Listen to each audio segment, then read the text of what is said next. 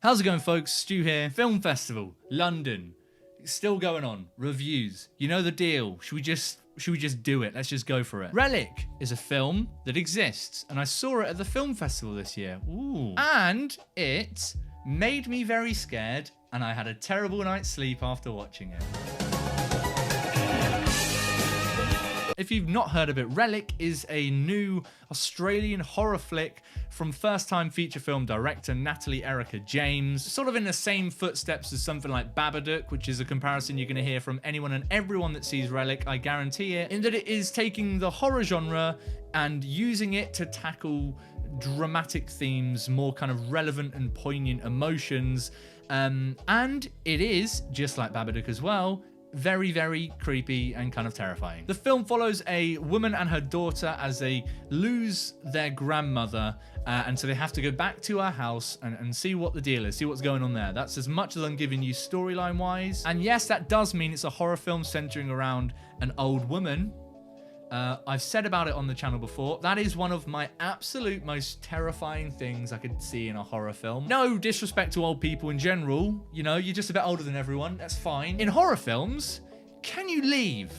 I don't want you anywhere near it.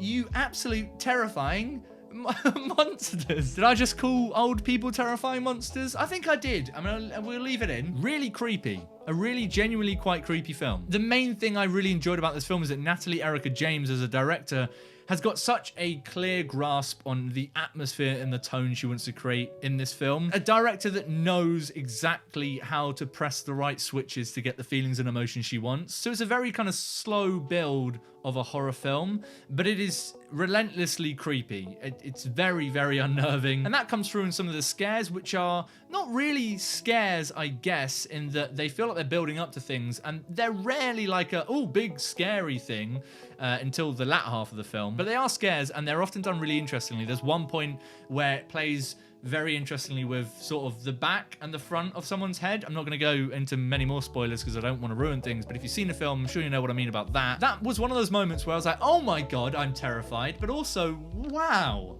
what a creative force, huh? That happened a lot in this film. First hour, I was like, oh god, I'm terrified. Well, that was cool. Oh god, I'm terrified. Oh, that was quite a cool decision. Oh, I'm terrified. Oh, I could just do that for 10 minutes and it's a good enough review of the film, to be honest. So I found it effective in the horror department, but also found it quite effective in the emotional department. It's one of those horror films which has got something deeper to say and do, and I appreciated that. It's the main thing you'll be hearing about this film is that it tackles a very deep and poignant subject, which is dementia. It's interesting to see a film take such a poignant theme and topic and weave that through the horror genre.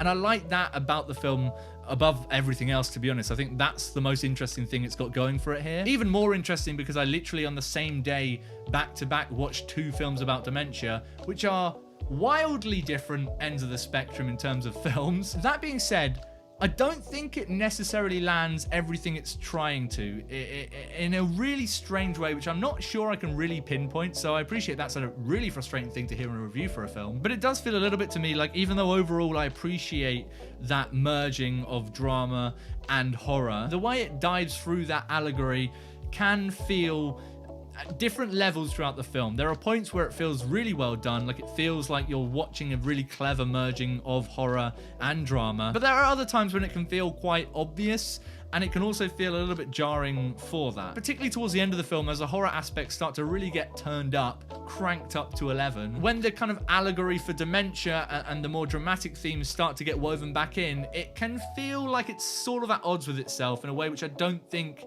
is quite as effective as it's intended here. Specifically the very final 10 minutes. The very end of this film is something I'm a little bit torn on, frankly. The end scene of this film, on paper, loved it. I thought it was a really interesting way to end the film, really poignant, moving, good. And as it comes in the film, it's a great scene, it's a great ending on its own, but it's sort of the way it gets into that scene feels like it's missing a chunk. I don't know how best to explain that. It's like the film is a slow burn that's slowly cranking, and then it's like, well, we're here now, we're at this mad horror film, things are going bonkers, it's batshit, everyone's having a horrible time, no one's having fun, people are crying, and then it's almost like a magician doing sleight of hand. It's like, nope, here it is, the end. Maybe that's something that I'll grow to appreciate or find works a little bit better on rewatch. Maybe it's something to do with the expectations that you get when you're watching a horror film. But I don't know, just something didn't work as well as I wanted it to there.